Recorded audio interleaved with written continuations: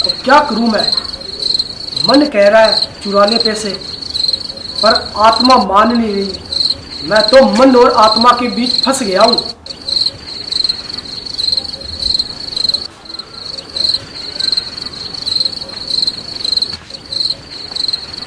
क्या हुआ जी? आप किस संकोच में फंस गए हैं, या फिर आप भी वही सोच रहे हैं जो मैं सोच रही हूँ? इस साधु ने बहुत सेवा करवा ली, अब इसे कुछ तो हर्जाना भरना पड़ेगा। गायत्री, मेरे मन में बहुत बड़ी दुविधा हो रही है। अतिथि की सेवा करना हमारा कर्तव्य है, पर इसे लूटना पाप होगा। ऐसा हमें नहीं करना चाहिए। आप भी ना कैसी फिजूल की बातें कर रहे हैं। इस साधु की उम्र बीत चुकी है, पता नहीं है कब लुढ़क जाए। वैसे भी ये अपना अंतिम समय बिताने के लिए यात्रा पर जा रहे हैं। आप अपने मन को मत रोको और जो पैसे हैं उन्हें निकाल लो। मुझे लगता है ईश्वर भी यही चाहता है, इसीलिए तो ये साधु महाराज हमारे यहाँ पधारे हैं। और जो बात इन्हें गुप्त रखनी चाहिए थी वो इन्होंने खुद हमें बताई है।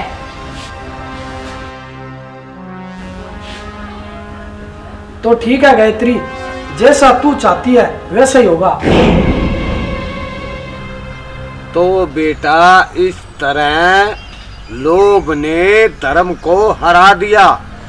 और उस जिमीदार ने क्या किया? उस साधु महाराज का थैला उठाया।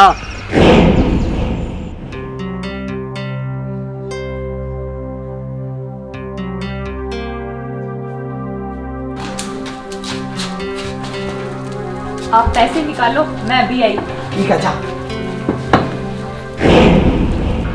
और उन पैसों की जगह उस थैले में उस जिमीदार ने कागज के टुकड़े डाल दिए।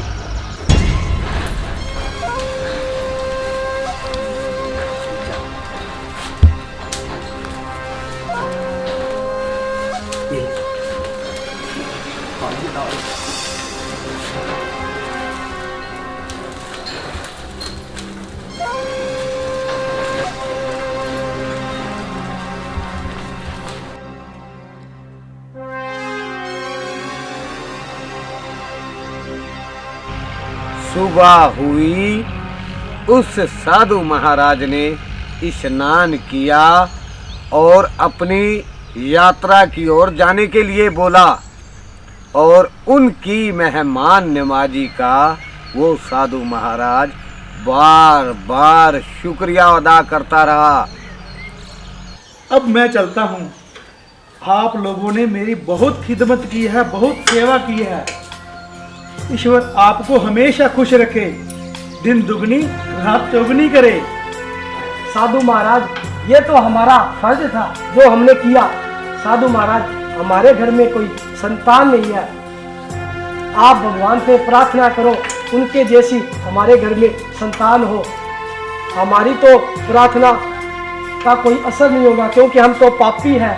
आप भगवान से प्रार्थना करोगे तो आपकी प्रार्थना वो जरूर सुनेगा। बेटा, ये तो मैं नहीं जानता, पर बेटा मैं आपको आशीर्वाद देता हूँ कि भगवान तुझे संतान दे। ठीक है बेटा, अब मैं चलता हूँ। ठीक है।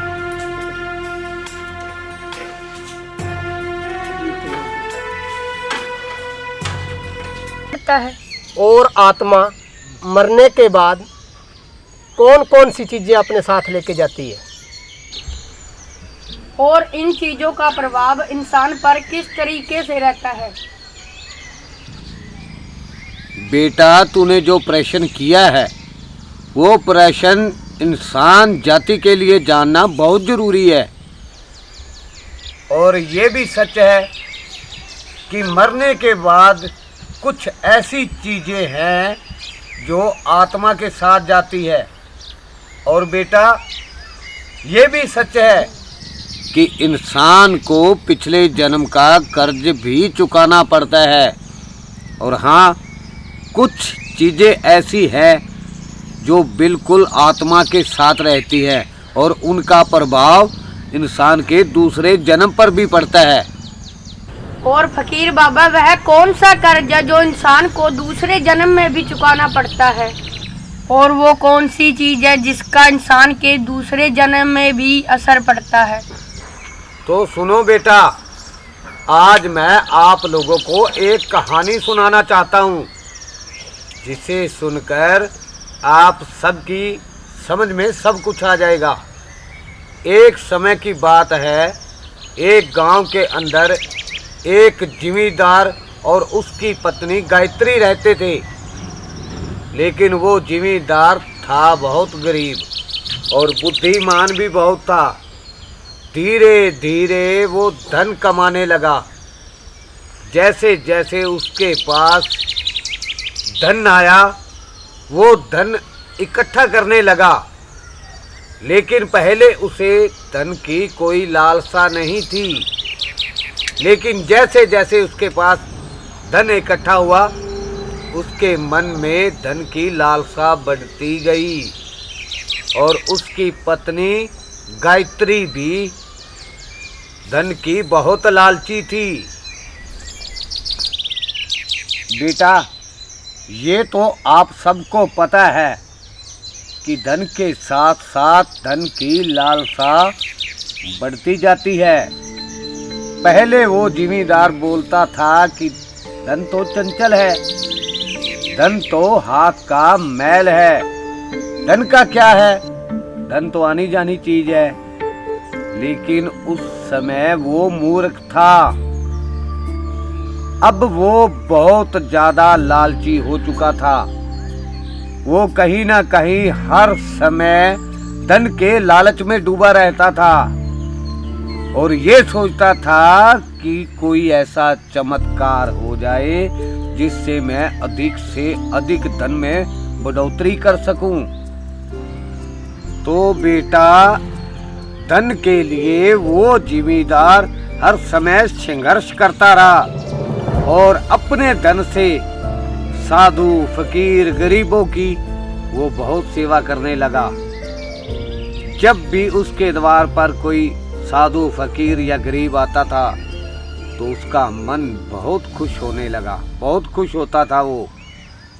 लेकिन बेटा, समय बीतता गया और धन के लालच में वो इतना अंधा हो गया कि अब साधु, फकीर, गरीब, उनको देखकर उसके मुख पे मायूसी छा जाती थी। उनको देखकर वो खुश नहीं था, क्योंकि धन की जो चर्बी थी उसकी आंखों पर चढ़ चुकी थी। तो बेटा, धन के साथ साथ उस जिमींदार के जो अच्छे गुण थे वो सब जलकर नष्ट हो चुके थे। तो बेटा, एक बार की बात है कि उसके द्वार पर एक साधु महाराज आया।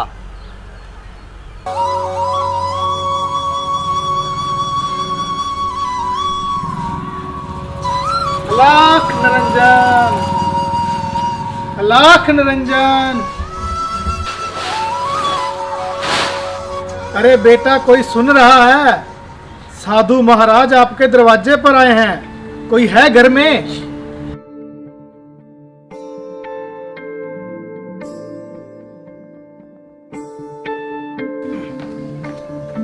आइए साधु महाराज, आइए, बोलिए, क्या हुक्म है? बेटा, मैं एक यात्री हूँ, मुझे आगे गंगा तट पर जाना है। बेटा, अगर आज की रात मुझे यहाँ स्थान मिल जाए रुकने के लिए तो बहुत अच्छा होगा, आपकी बहुत मेहरबानी होगी। बेटा, मैं बहुत ही आस उम्मीद लेकर आपके दरवाजे पर आया हूँ, मना मत करना बेटा। क्यों नहीं साधु महाराज, क्यों नहीं, ये तो मेरा सौभाग्य होगा आपकी सेवा करना। तो बेटा, आप जैसे लोग इस समय में भक्ति स्वभाव वाले बहुत ही कम मिलते हैं। धर्म का तो जैसे भाव ही खत्म हो गया हो। साधु महाराज, अगर हम आप जैसे साधु संतों की सेवा नहीं करेंगे तो इस जीवन का क्या लाभ। आओ साधु महाराज, अंदर चलो। हाँ हाँ, चलिए। आओ।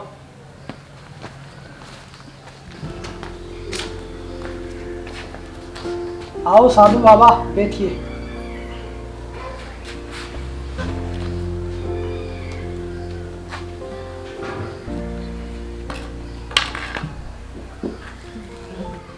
साधु महाराज, पहले मुझे ये बताइए, आप चाय पिएंगे या पानी पिएंगे? नहीं बेटा, पानी तो मैंने अभी पिया है और चाय मैं वैसे पीता नहीं हूँ। आइए बेटा बैठिए। नहीं साधु महाराज, मैं आपके बरोबर कैसे बैठ सकता हूँ? अरे बेटा, इज्जत मान तो इंसान के मन में होना चाहिए, दिखावे में नहीं। बैठिए बेटा, ऐसी कोई बात नहीं है।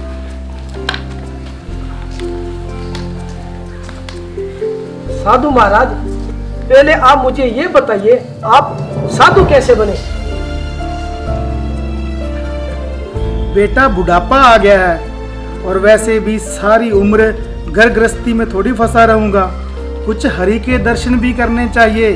बेटा, ईश्वर की कृपा से मैंने खूब धन कमाया।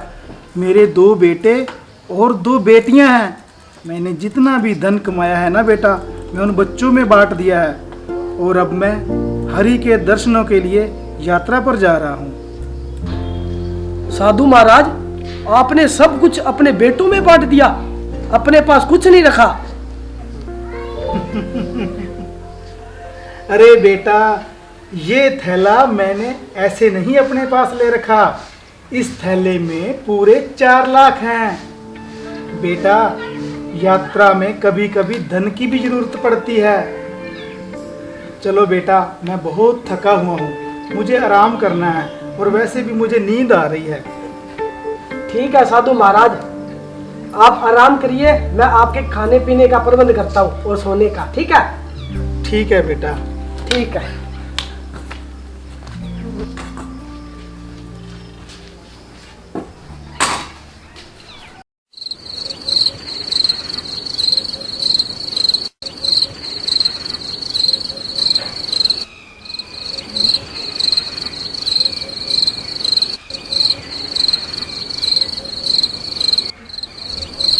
अब क्या करूं मैं?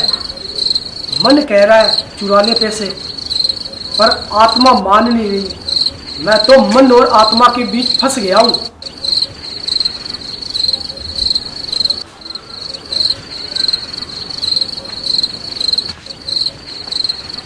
क्या हुआ जी, आप किस संकोच में फंस गए हैं? या फिर आप भी वही सोच रहे हैं जो मैं सोच रही हूँ? इस साधु ने बहुत सेवा करवा ली, अब इसे कुछ तो हर्जाना भरना पड़ेगा। गायत्री, मेरे मन में बहुत बड़ी दुविधा हो रही है।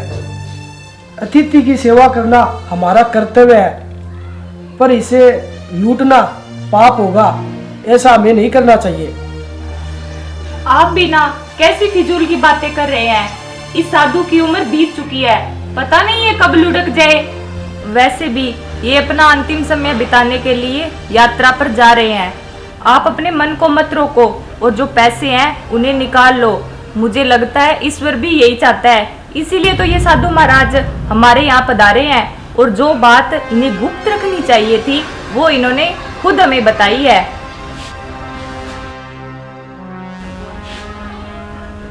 तो ठीक है गायत्री, जैसा तू चाहती है वैसा ही होगा।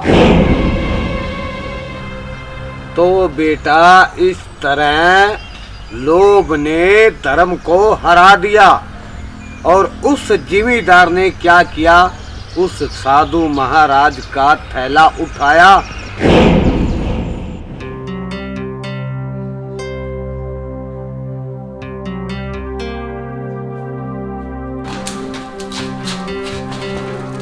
आप पैसे निकालो, मैं भी आई। ठीक है, जा। और उन पैसों की जगह उस थैले में उस जिमीदार ने कागज के टुकड़े डाल दिए।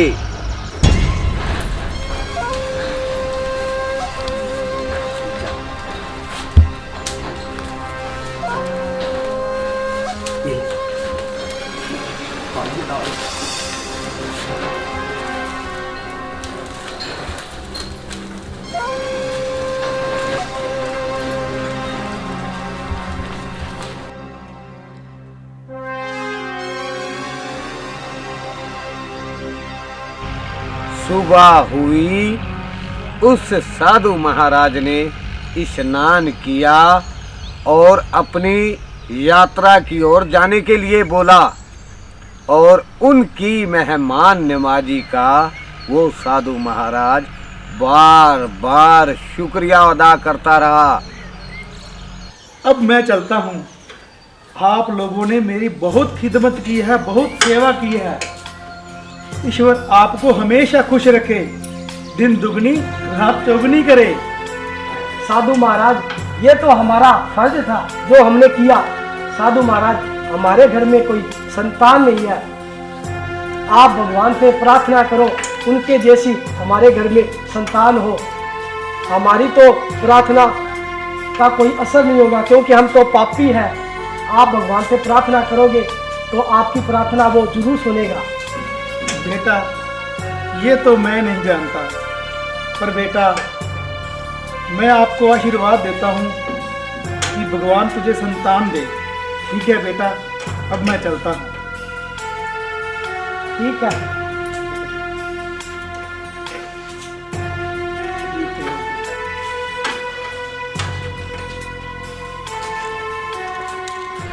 तो बेटा, उस साधु महाराज के जाने के बाद जिमीदार ने ऐसा सोचा कि उसके मन से एक बोझ सा हट गया हो, जैसे उसके मन से एक पत्थर सा उठ गया हो, बोझ हट गया हो।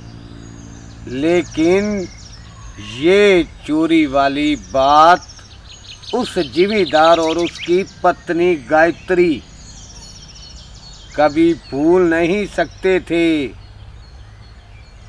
इस चोरी का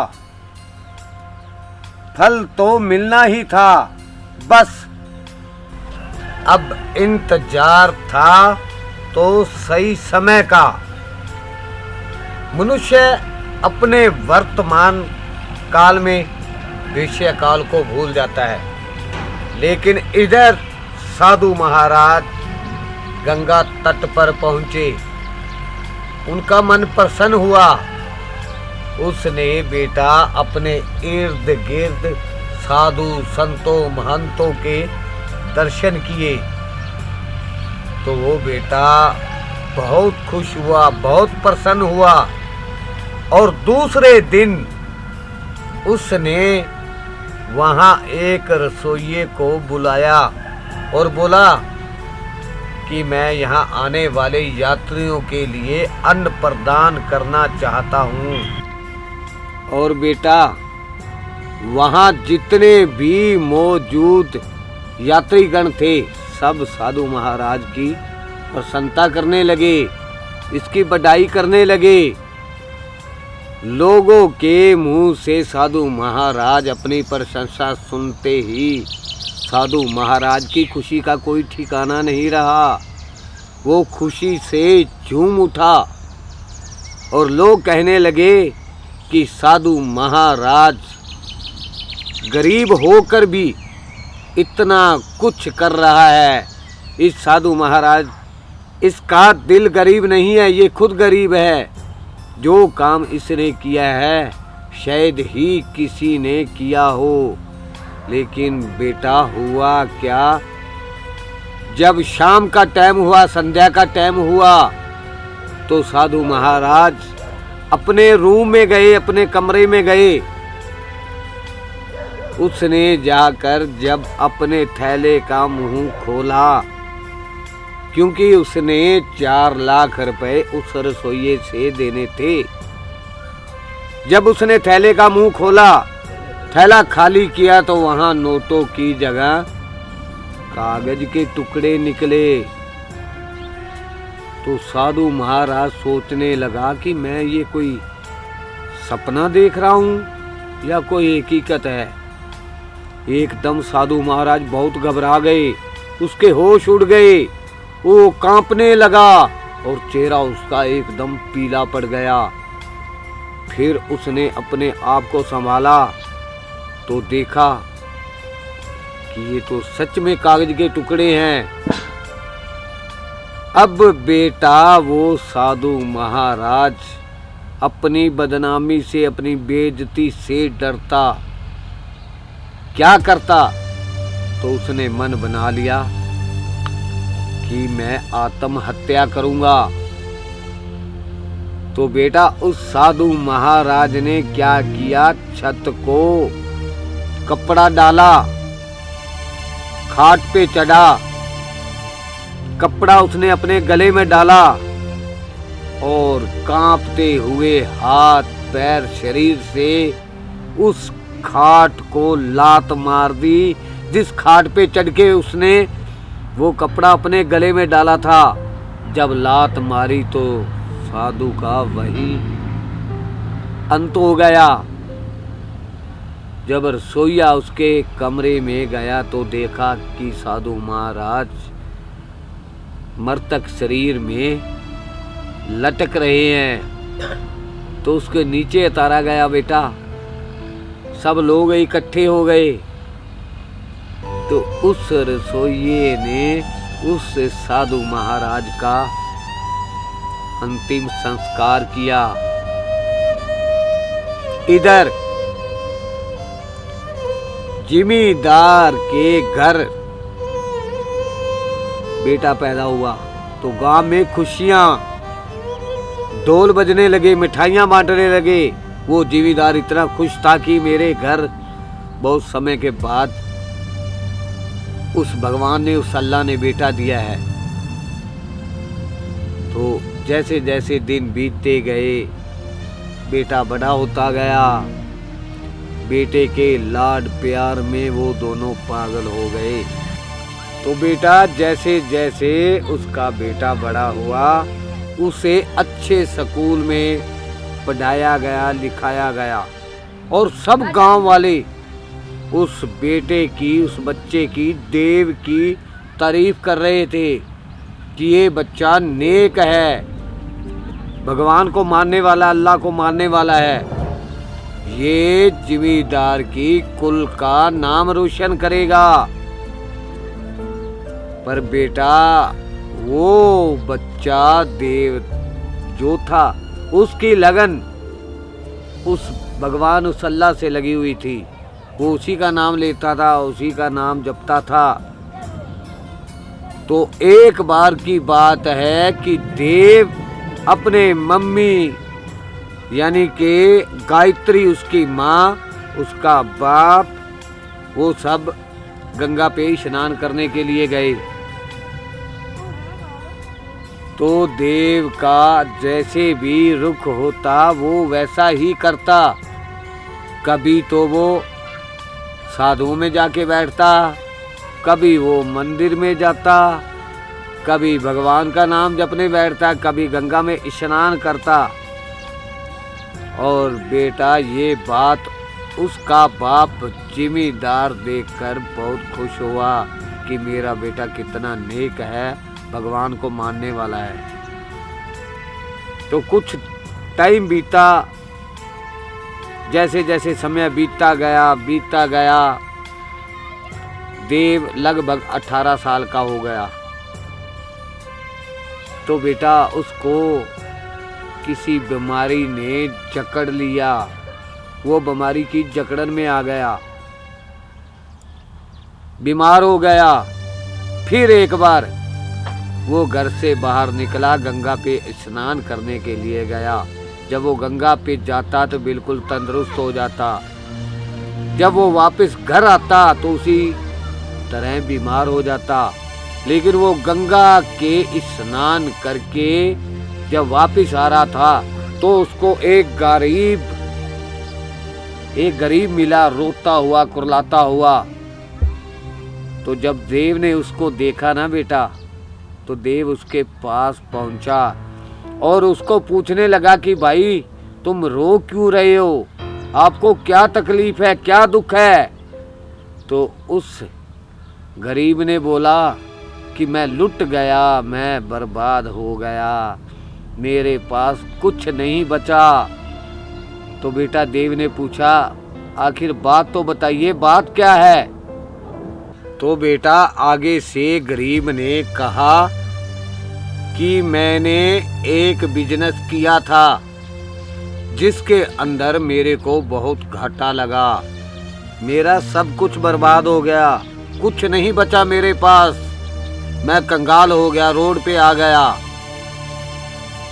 तो देव को उसका रोना धोना देखकर तरस आया।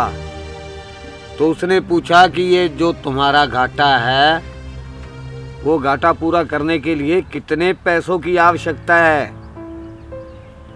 तो बेटा उस गरीब ने कहा कि कम से कम 4 लाख रुपयों की। तो देव ने बोला कि आप यहीं रुकिए, मैं कुछ प्रबंध करता हूं। तो बेटा देव भागा भागा अपने घर गया।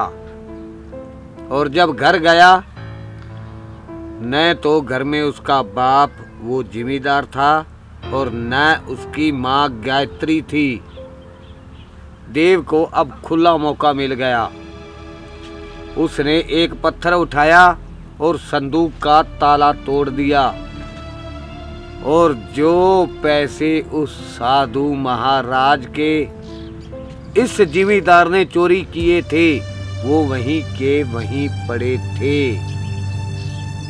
तो देव ने पेटी में से, संदूक में से वो पैसे निकाले और गिनने शुरू किए। तो पूरे 4 लाख रुपए थे बेटा, 4 लाख। देव प्रसन्न हुआ। देव ने वो पैसे उठाए और जाकर उस गरीब को दे दिए। गरीब वो पैसे लेकर बहुत खुश हुआ, बहुत उसने धन्यवाद दिया, बहुत आशीर्वाद दिए। तो पैसे देकर जब देव घर पहुंचा, तो उसकी बीमारी इतनी बढ़ चुकी कि उस बीमारी से वो तड़प के वहीं मर गया। तो बेटा देव के मरने की खबर पूरे गांव में आग की तरह फैल गई।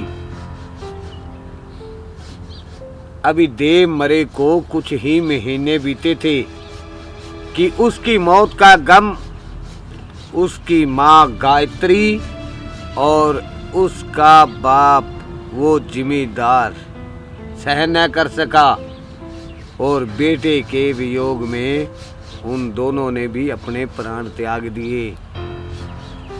और उनका भी अंतिम संस्कार उस गरीब यानी कि वो रसोइये ने ही किया। तो बेटा आपको आपके प्रश्न के अनुसार उत्तर मिल गया होगा। इंसान को पिछले जन्म का कर्ज चुकाना पड़ता है, और ये रसोइया कोई और नहीं था। ये जो गरीब था वो रसोइया था, जिसने अन्न जल भंडारे का आयोजन किया था। साधु की आत्महत्या के बाद उसके धन में हानि हुई थी, और जिम्मेदार के घर जो बेटा देव पैदा हुआ था वो कोई और नहीं था, वो साधु था, जिसने उस रसोइये का कर्जा चुकाना था। देव ने जब पैसे उस रसोइये को दिए, उस गरीब को दिए, तो उसका मन बहुत प्रसन्न हुआ, बहुत खुश हुआ।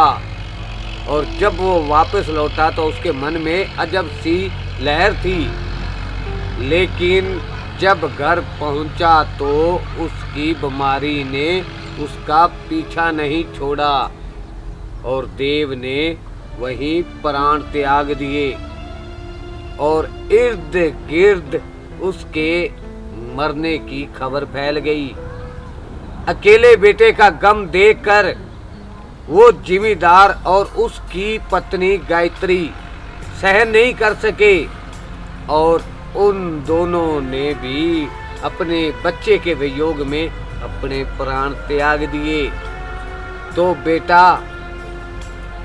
जो पिछले जन्म का कर्ज है वो हर इंसान को चुकाना पड़ता है। जो इस जन्म का कर्जा है वो अगले जन्म चुकाना पड़ता है। तो बेटा आपको सब समझ में आ गया होगा।